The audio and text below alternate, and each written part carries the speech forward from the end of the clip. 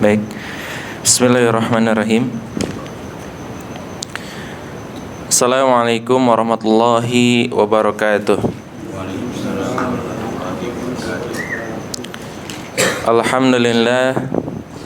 Alhamdulillahilladzi bi ni'matihi tatimmus shalihat.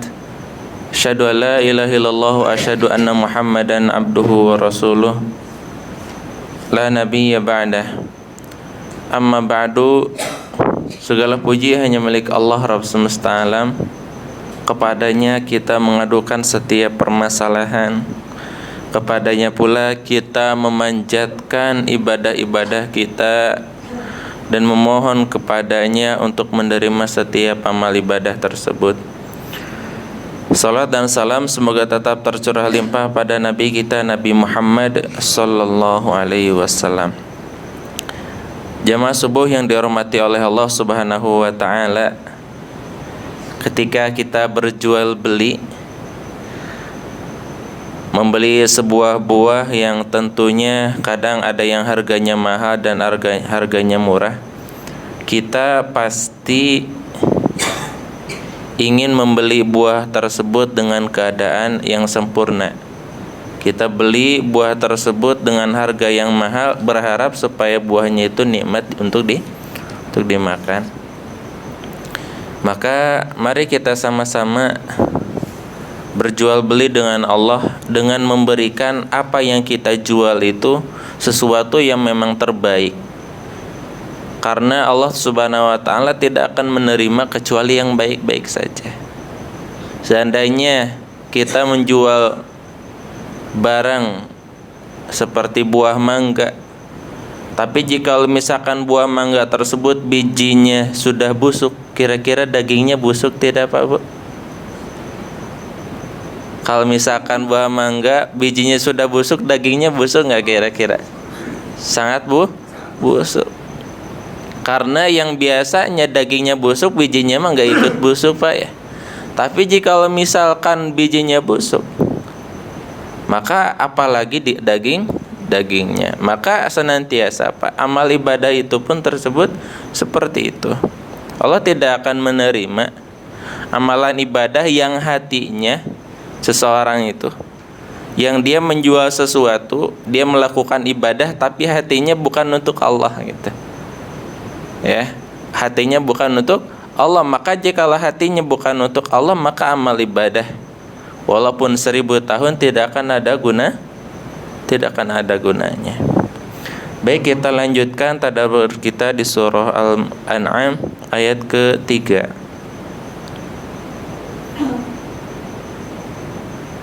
Surah Al-An'am, surah yang ke-6 ayat yang ke-3. Kita mulai. A'udzu billahi minasy syaithanir rajim. A'udzu billahi minasy syaithanir rajim. Bismillahirrahmanirrahim. Bismillahirrahmanirrahim. Wa huwallahu fis samawati wa fil ardh. Wa huwallahu fis samawati wa fil ardh. Ya'lamu sirrakum wa jahrakum wa ya'lamu ma taksibun. Ya'lamu sirrakum wa jahrakum wa ya'lamu ma taksibun. Artinya, wa huwallah, dan dialah Allah, fis samawati wa fil ardh, yang disembah di langit dan di bumi. Ya'lamu sirrakum, Dia mengetahui rahasia kalian. Dia mengetahui rahasia kalian. Wa jahrakum, Wajahrakum, dan yang nampak dari kalian. dan yang nampak dari kalian. Wa ya'lamu ma taksibun, Wa ya'lamu ma taksibun, dan mengetahui apa yang kalian usahakan. mengetahui apa yang kalian usahakan. Wa ya'lamu ma taksibun, Wa ya'lamu ma taksibun, dan mengetahui apa yang kalian usahakan. dan mengetahui apa yang kalian usahakan. Alhamdulillahi Rabbil Alamin. Alhamdulillahi Rabbil Alamin. Alhamdulillah. Telah sama-sama kita baca surah Al-An'am ayat yang ketiga. Jemaah subuh yang dirahmati oleh Allah Subhanahu wa taala. Pada ayat ini Allah Subhanahu wa taala mengenalkan tentang dirinya. Allah Subhanahu wa taala memperkenalkan tentang dirinya, di mana dialah Allah yang patut disembah, yang harus disembah. Jadi jamaah subuh yang dirahmati oleh Allah Subhanahu wa taala, Allah Subhanahu wa taala yang disembah oleh seluruh umat, oleh seluruh makhluk di muka bumi ini, dialah Allah, zat yang maha tinggi dan maha besar, di mana Dia mengetahui segala perkara yang ada di langit dan ada di bumi, baik dari zaman Nabi Adam diciptakan sampai nanti hari kiamat. Allah Subhanahu wa taala sangat mengetahui, sangat mengetahui. Nah, kemudian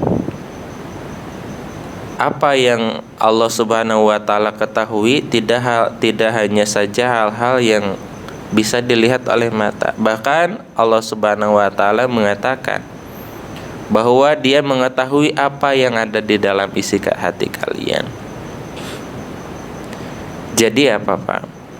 Kita ketika melakukan ibadah sebagaimana yang saya katakan tadi,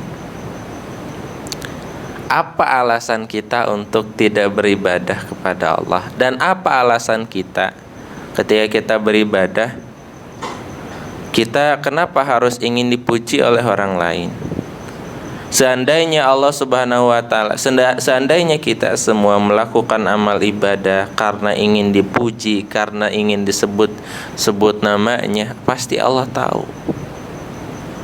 Pasti Allah tahu. Kadang kita kalau berjual beli Pak, berjual beli dengan penjual, kalau kita penjual dan pembeli, kadang kita menjual satu barang yang kita tahu sebenarnya barang itu nggak bagus Pak.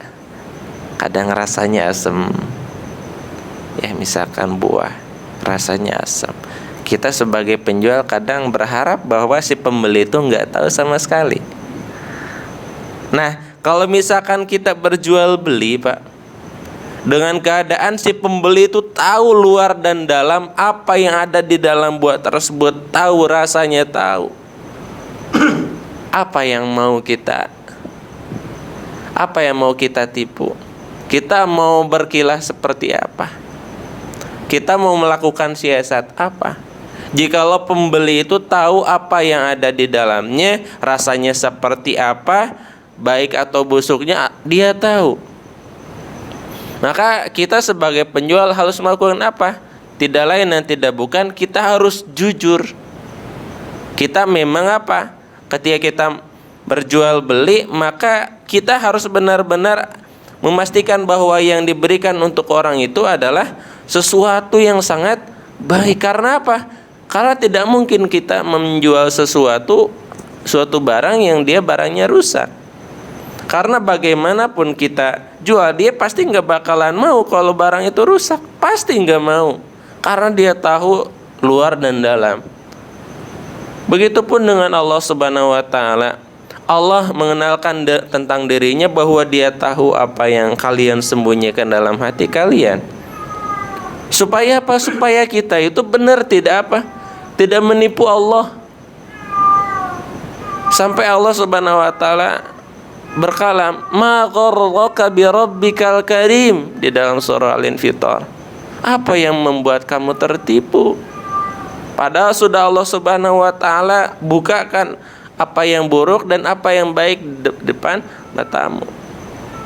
Dengan agama ini Pak, kita bisa mengetahui apa yang baik dan apa yang buruk. Sehingga apa? Ketika ada orang yang mau menjual barangnya, menjual barang yang buruk, kita tahu Pak. Kita tahu. Dengan agama ini kita bisa menjadi tahu bahwa apa yang dia jual itu adalah buruk.